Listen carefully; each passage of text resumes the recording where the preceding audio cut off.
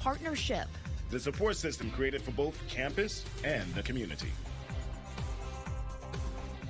Good evening and thanks for joining us. I'm Rachel Lucas. And I'm Duke Carter in for John Carlin. Of course, we're tracking a drop in temperatures after some woke up to some winter weather.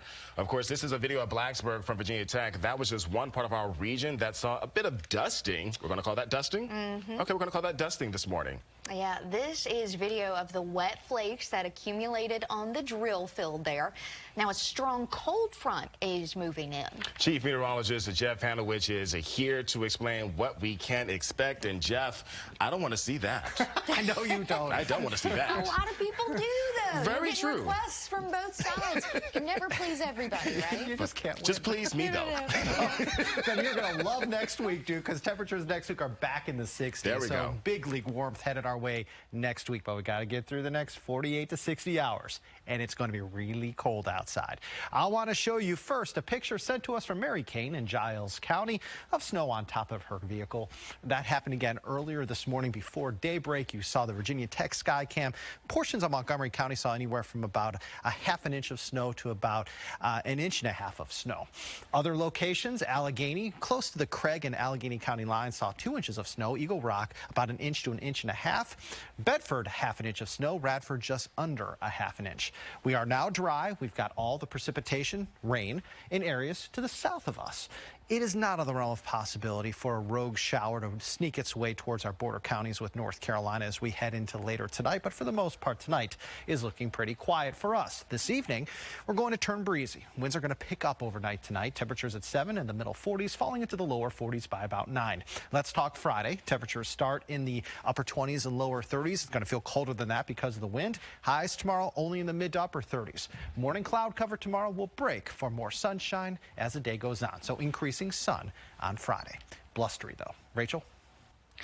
A deadly stabbing earlier this week is being ruled a justifiable homicide in Pulaski County. It happened on Baptist Hollow Road in the Hiwassee area Monday. You see that there on your screen. Investigators say a New River Valley Community Services employee was attacked during a home visit and fought back in self-defense. The client died.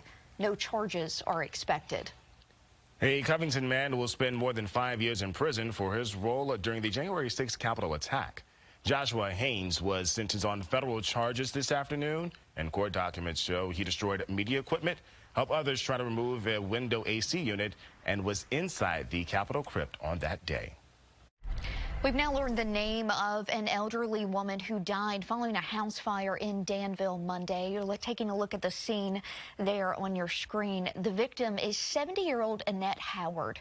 As we've reported, it's believed the fire was caused by an overloaded extension cord. Counselors are available after a devastating loss for Amherst County schools. State police identified 18-year-old Myson Sylvester as the third victim in an accident over winter break. He and 4 others were in an SUV that was swept away at a Low River crossing in Nelson County. The superintendent hopes the victims' families and the school community can now find some closure. Our hearts are breaking for the families. Being a father of 3, I can't imagine what it's like to have gone through what some of the families are going through. So our message is that we're here to support the families and friends of the students, and we'll do whatever we can to help them through this. Divers are still searching for the remains of a 12-year-old boy.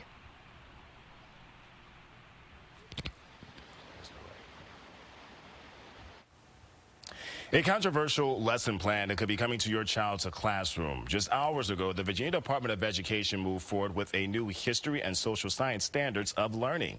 10 News reporter Sydney Jacksheimer is working for you on why some parents and teachers think it would erase important parts of the past. This new massive resistance fight against students learning about African American history. That was the tone of today's Department of Education meeting, where a new history and social science standards of learning was approved to move forward.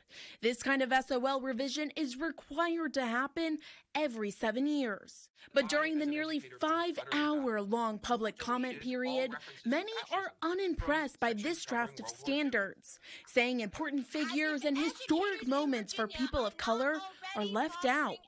Why is it only white men we learn about in the Revolutionary War? Today's meeting also comes on the heels of a multi-million-dollar budget mistake by the state, leaving public schools across the Commonwealth without hundreds of thousands of dollars in state funding. We urgently ask the state superintendent and this Board of Education to work with the governor and the General Assembly to correct the errors impact on our students and schools by providing hold harmless funds. Not only is the content in this plan concerning, but the amount of new standards that would need to be taught is also a red flag for education leaders. These standards will negatively impact instruction. 1, the number of additional facts my elementary-age children will be required to learn are unrealistic. Next is a public hearing on the standards of learning where changes can still be made. Reporting, I'm Sydney Jackstimer, 10 News, working for you. Virginia Tech is working to improve accessibility on campus. This month, work begins on elevators, towers at a site that is currently only accessible by stairs. Leaders say this will open more opportunities to people with disabilities. It'll work in tandem with a new transportation hub being built nearby.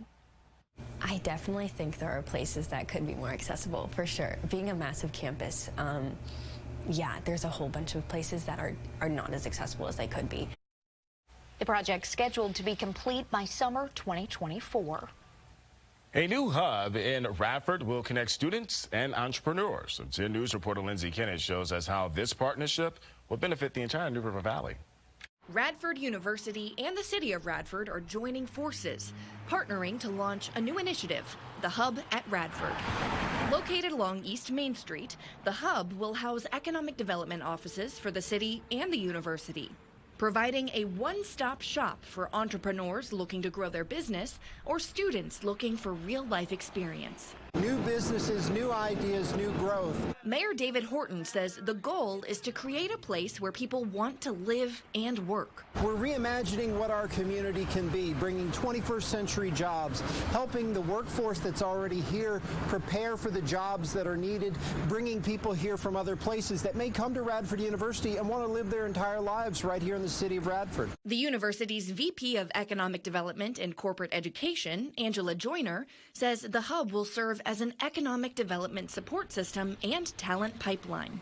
It will also be home to the Vinod Chatra Impact Lab. It's our competency-based, self-paced online training in the areas of cybersecurity, data science, and K-12 education and geospatial intelligence. And that's relevant because those are high-demand areas, and so we provide cutting-edge training for that. Over the past few years, the city's received several $1 million in grants and federal funding to revitalize downtown. Together, the city and university are looking to improve river access, building a walk-in site at Bissett Park. They're also considering building an amphitheater for students and the community. Joyner and Horton say this joint venture is just the beginning. This provides the pathway for opportunity. In Radford, Lindsay Kennett, 10 News, working for you. There's a new program aimed at downtown development in the Hill City. Launch LYH is for those looking to start or expand their business. The Downtown Lynchburg Association is taking applications for the 8-week entrepreneurship course. We're told $115,000 in grant money is available. We want to make this a great place to work, live, and play, and that is exactly what we're hoping to do through this program, is to continue to bring more businesses down here. The application period closes a week from today. Coming up, economic hope. The move is signaling a